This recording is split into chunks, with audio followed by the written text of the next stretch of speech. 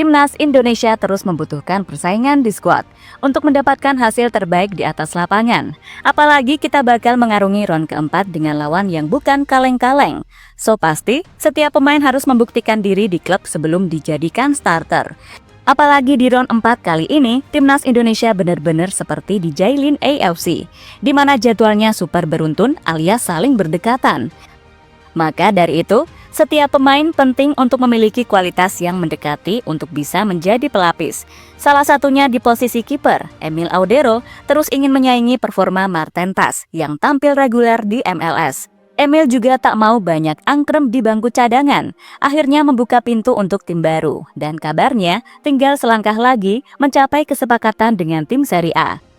Selain kiper, persaingan ketat juga bakal berlangsung di pos defender. Mengingat dalam 4 laga terakhir ronde ketiga, kita beberapa kali kena bantai. Jelas butuh pendekatan yang lebih dalam lagi.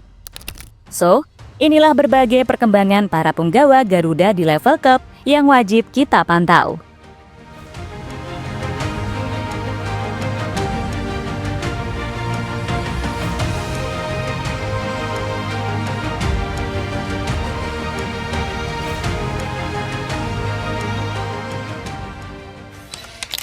Timnas Indonesia sedang bersiap untuk menjalani salah satu babak paling menentukan dalam sejarah panjang perjuangannya di kancah sepak bola internasional. Babak keempat kualifikasi Piala Dunia 2026 bukan sekedar ajang biasa, ini adalah garis hidup, di mana setiap detik, setiap umpan, dan setiap keputusan bisa mengubah takdir. Namun apa jadinya kalau perjuangan ini harus dimulai dari ketidakadilan? Ya, betul.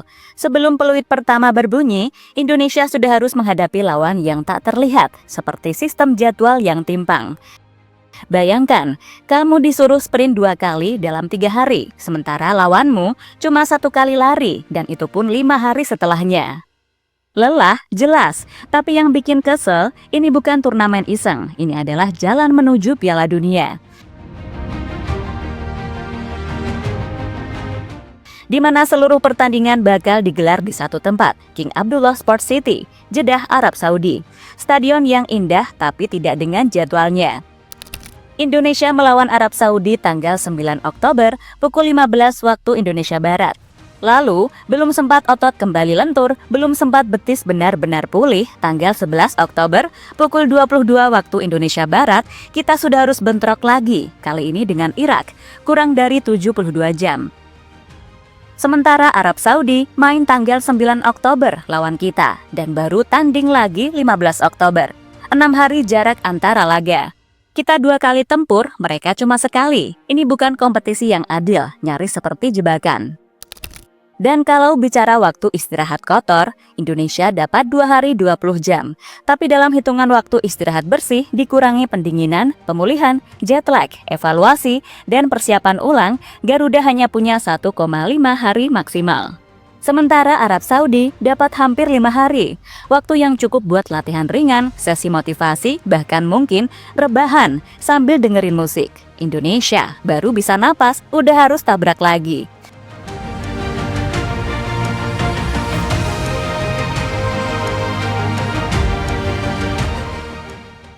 Maka dari itu kita tak ada jalan lain, Timnas harus membentuk skuad yang tak cuma solid di atas kertas, tapi juga tajam di atas lapangan. Dan untuk itu, setiap pemain, tak peduli senior atau debutan, harus punya jam terbang tinggi di level klub. Apalagi di posisi vital seperti kiper dan bek tengah, rotasi akan jadi keharusan. Salah satunya adalah Emil Audero kembali mencuat. Ia sadar, diam saja bukan pilihan. Setelah statusnya di Como makin tak menentu, kalah bersaing dengan Jin Buti, bahkan dirumorkan akan didepak, Emil memilih untuk ambil langkah agresif. Tak mau hanya jadi penonton di bangku cadangan, Emil membuka diri pada opsi klub baru, dan rumor paling panas datang dari Serie A. Ya, bukan lagi Serie B seperti musim lalu, tapi Serie A, liga kasta tertinggi di Italia. Cremonese, klub promosi yang ingin tampil kompetitif, menjadikan Emil sebagai target utama setelah gagal menggait Pierluigi Golini dari Roma. Menurut laporan jurnalis top Gianluca Di Marzio, kesepakatan antara Emil dan Cremonese sudah nyaris rampung. Lebih menariknya lagi, Emil disebut akan diplot sebagai kiper utama. Ini artinya peluangnya untuk tampil rutin terbuka lebar, bukan cuma demi klub, tapi juga demi membuktikan diri di hadapan pelatih timnas. Cremonese mengincar Emil Audero setelah gagal mencapai kesepakatan dengan Pierluigi Golini dari Roma dan kepulangan sang kiper ke Trigoria. Klub memutuskan untuk fokus pada kiper Como tersebut. Tim asuhan David Nicola dan pemain kelahiran 1997 ini hampir mencapai kesepakatan, tulis laporan Gianluca Di Marzio soal Emil. Ya, klub promosi Serie A itu mengincar Emil Audero setelah mereka gagal merekrut kiper AS Roma Pierluigi Golini, lalu fokus pada Audero. Dengan demikian, Emil Audero selangkah lagi akan bergabung dengan Cremonese setelah kesepakatan sangat dekat dan hampir rampung. Langkah selanjutnya, Cremonese tinggal bernegosiasi dengan manajemen Como perihal nilai transfer. Jika lancar, Grigio Rossi segera menyegel Emil Audero. Sementara itu, Martin Paes juga tak tinggal diam. Di MLS, performanya terbilang stabil bersama FC Dallas. Sudah menjadi langganan starter, refleks cepatnya dan build up play dari belakang menjadi nilai plus. Dua kiper ini sedang berada di jalur paralel. Satu mengejar konsistensi, satunya lagi mengejar menit bermain.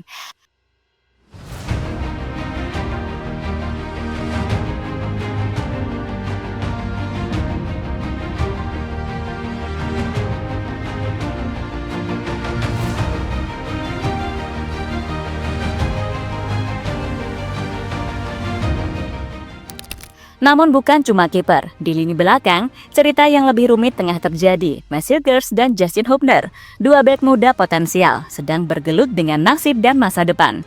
Hilgers misalnya, sudah jadi pilar penting di FC Twente, tapi kini ia ingin menantang diri di level lebih tinggi, bukan karena tak cinta klub, tapi karena ambisi pribadi untuk berkembang.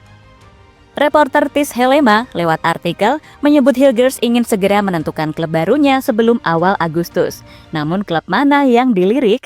Rumor paling kuat menyebut Feyenoord, raksasa Eredivisie sekaligus peserta Liga Champions musim depan.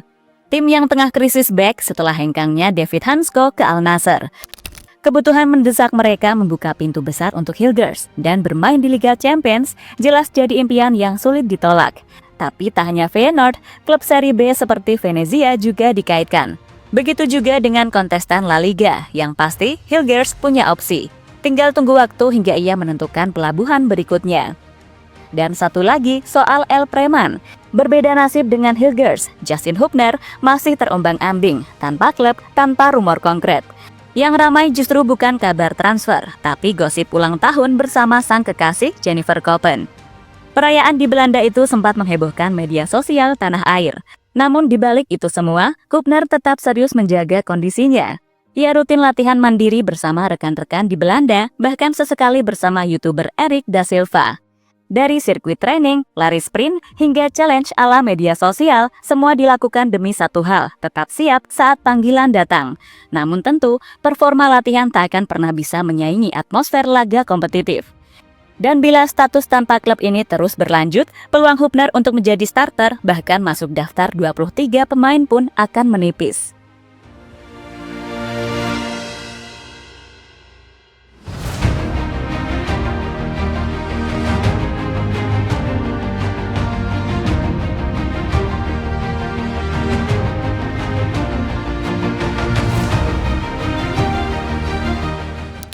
Persaingan ketat di jantung pertahanan. Mads dan Justin jelas bukan tanpa saingan. Kini ada nama-nama seperti Rizky Ridho, Jay Itzes, hingga Nathan dan Jordi Amat yang akhirnya mendapatkan klub baru. Jay misalnya setelah gabung Venezia jadi pemain kunci. Sementara Jordi Amat setelah menandatangani kontrak anyar dengan Persija Jakarta diprediksi akan mendapat menit bermain konsisten. Begitupun dengan Nathan yang menunjukkan optimisme. Tak ada lagi posisi yang aman, semua dipantau, semua dinilai. Kluivert dan stafnya tak hanya melihat kualitas teknis, tapi juga kesiapan mental dan kebugaran pemain menjelang pertandingan berat.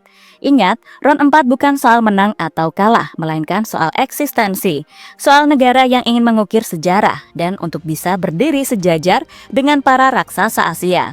Indonesia butuh bukan cuma 11 pemain hebat, tapi 23 pemain yang lapar, siap tempur, dan terus berkembang di klub masing-masing.